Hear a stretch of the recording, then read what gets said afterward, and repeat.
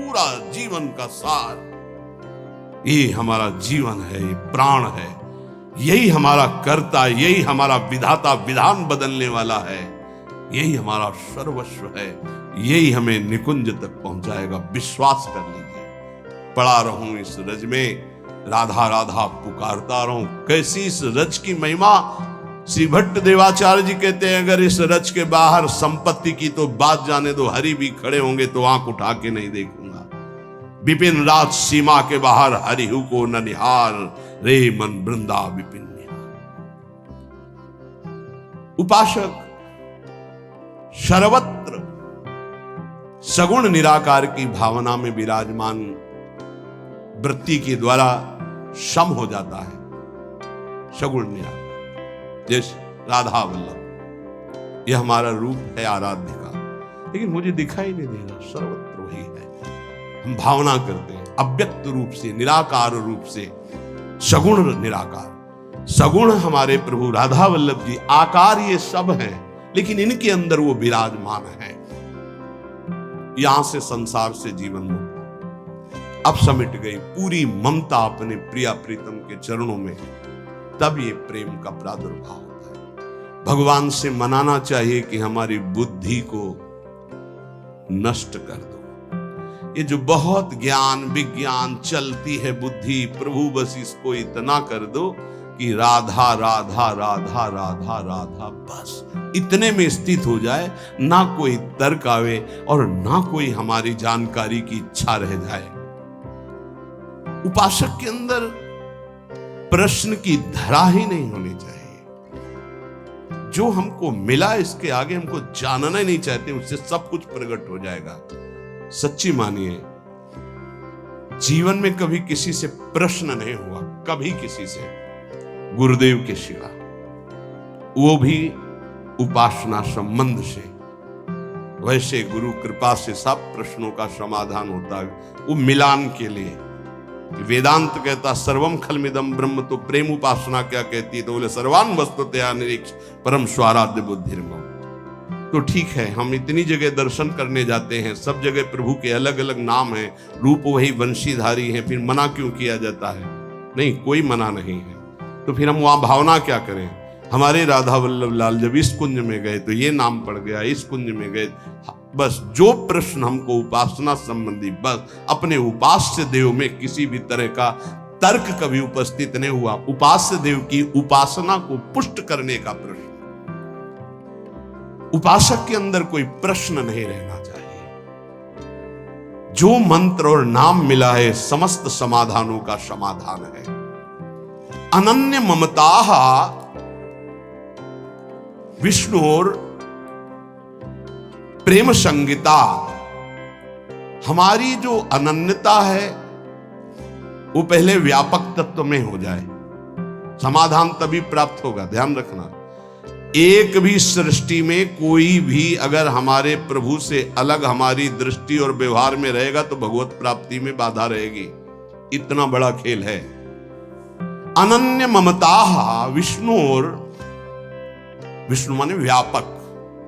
जो हम आराध्य देव का नाम स्वीकार किया गुरु प्रताप से, राधा वल्लभ लाल, वो राधा वल्लभ लाल विष्णु माने व्यापक।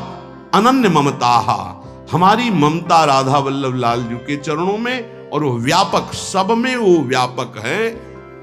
प्रेम संगीता, इसी से प्रेम का स्फुरण होगा, पहले सब में बराबर। हरिवंश नाम लीजिए अजात शत्रु ते सदा। देखो भला ऐसा है? ऐसा नहीं, इसीलिए नाम जपने पर भी नाम का रंग नहीं आ पा रहा, क्योंकि इससे नामापराध बन जाता है। किसी भी देवता की निंदा करना, भगवान शिव हरि में भेद रखना, संत वैष्णव गुरुदेव की निंदा करना, वेद के शास्त्रों के गुरु उपदेश के प्रतिकूल चलना, ना सुनने वाले को भी, ना चाहने वाले को भी, अश्रद्धालु को भी उपदेश करना, कई ऐसे नाम अपराध है। नाम को अर्थवाद मानना कि अरे ये तो केवल रोचकता बढ़ाने के लिए कहते हैं, ऐसा नाम का फल नहीं है। इन सब बातों से नाम जपने पर अरुचि हो जाती है, और नाम जपने पर भी नाम का फल प्रकाशित नहीं होता।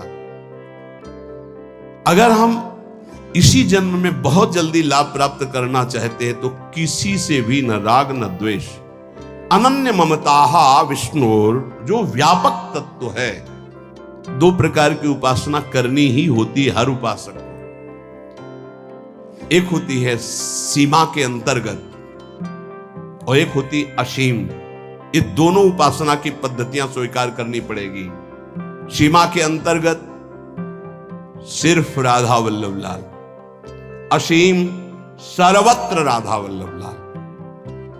यो वृंदावन सीमनी कश्चन घनाश्चर्य किशोरी मणेश, ये सीमा के अंतर्गत।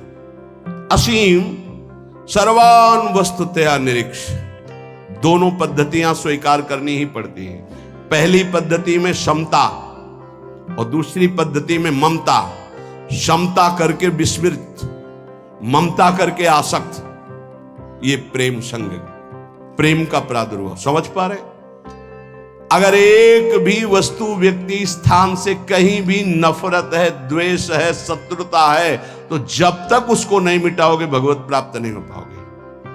कहीं भी द्वेष नहीं था, केवल रंगनाथ जी के मंदिर के जो सेठ जी थे उनसे जरा सा द्वेष पूर्व का था लाला बाबू को, तो श्री कृष्णदास जी ने उनको विरक्त वेश नहीं दिया।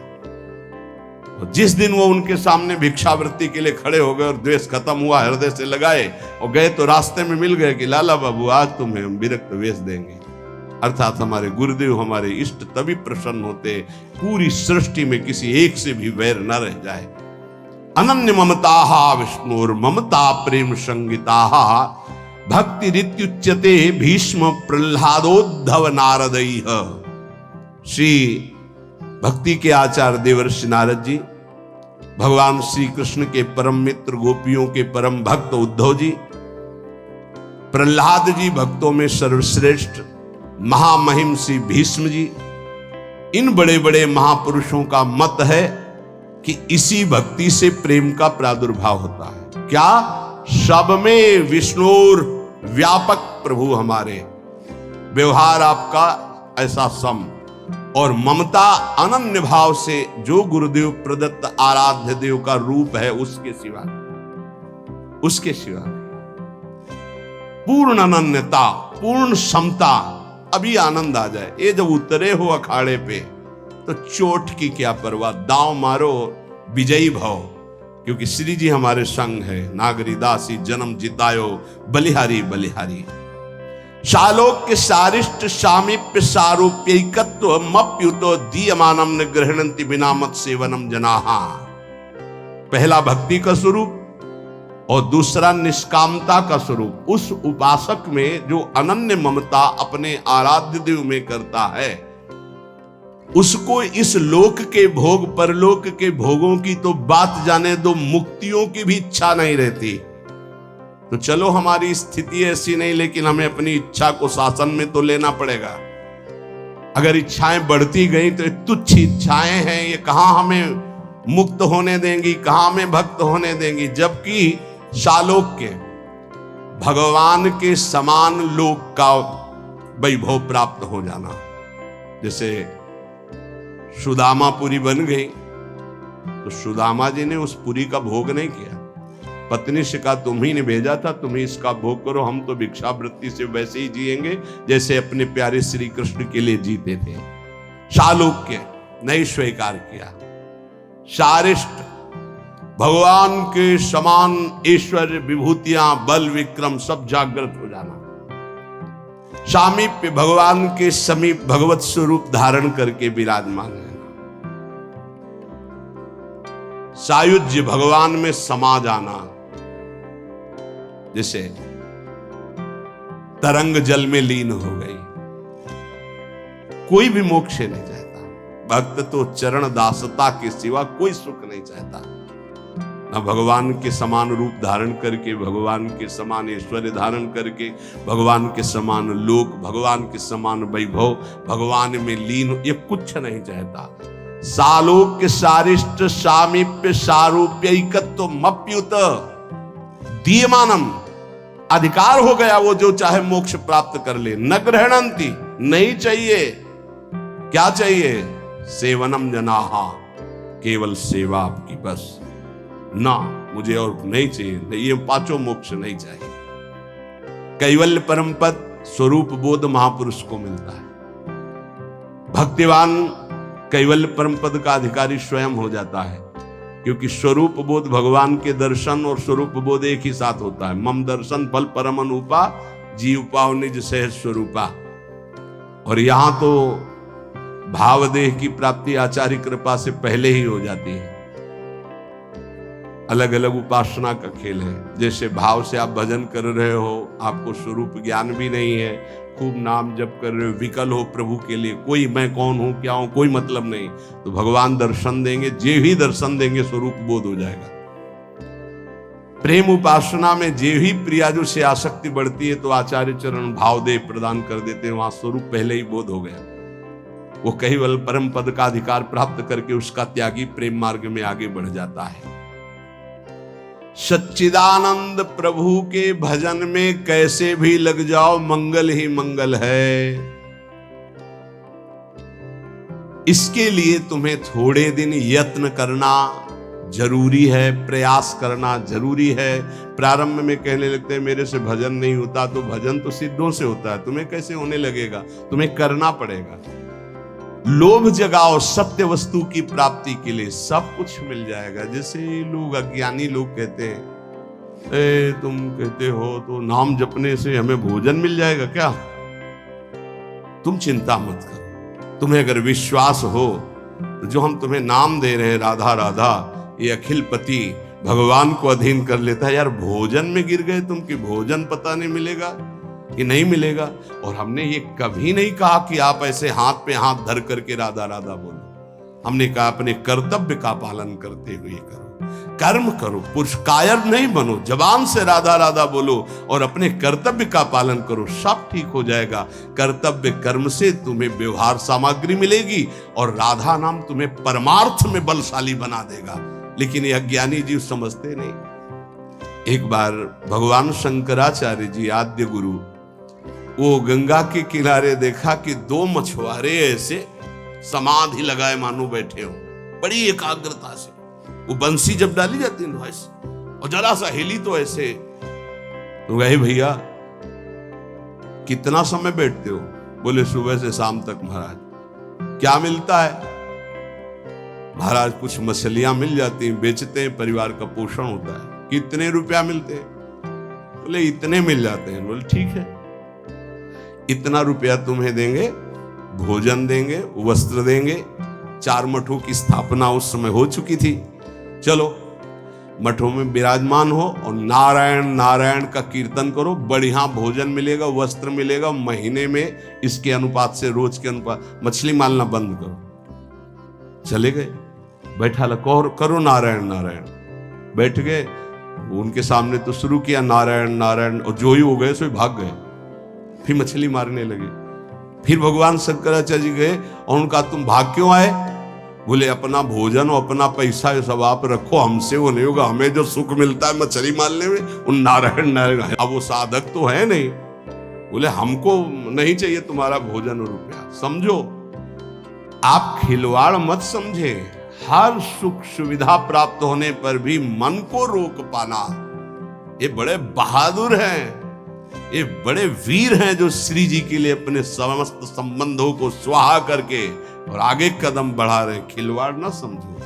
उनको कहा गया कि तुम्हें मछली मारने से जितना मिलता है प्रति महीने मिलेगा, कोई चिंता नहीं, खाओ पियो, नारायण नारायण बोल। नहीं कर पाए, क्योंकि मना स्थिति जब तक राजी नहीं तब तक कैसे हो सकती। मना स्थिति को प्रभु में राजी करने वाले, इसीलिए सतरत सतरत सा लोकांत तारित। तो आप सबसे प्रार्थना है, भजन सिद्धों का होता है, साधकों का नहीं। साधकों को प्रारंभ में बिना रुचि के, बिना भाव के, बिना स्वाद के भजन करना पड़ता है, और भजन ही हमारे जीवन को परम सुख में पहुंचाएगा। आत्यंतिक दुख की निवृत्ति, जहां लेस मात्र भी दुख नहीं प्यारे, वहां पहुंचने की बात कही जा रही है। इसलिए आप बात मान जाओ, क्योंकि ये ऐसी कोई वस्तु नहीं कि हम खरीद के आपको खवा दें, ऐसी कोई बात नहीं जो हम आपको दिखा दें। बस वाणी से कह के असमर्थ होकर के बस कहते हैं कि आप मान लो बात, राधा राधा राधा राधा। जो आपको कर्तव्य मिला है उसे पूजा मानो और नाम जप करो, निहाल हो जाओगे, मस्त हो जाओगे, कोई भी तुम्हें परास्त नहीं कर पाएगा, हारते हुए भी जीत जाओगे, और अगर प्रभु से विमुख रहे तो जीतते हुए भी हार जाओगे। ये बात ध्यान रखना जीवन की। नाम है तो सब कुछ है, नाम छूटा तो कुछ नहीं। इतनी बात लिख लो। ये हम केवल पूरी भावुकता में नहीं कहते, किसी पक्षपात में नहीं कहते, शास्त्र प्रमाणित जीवन का सार आपको बात कहते हैं।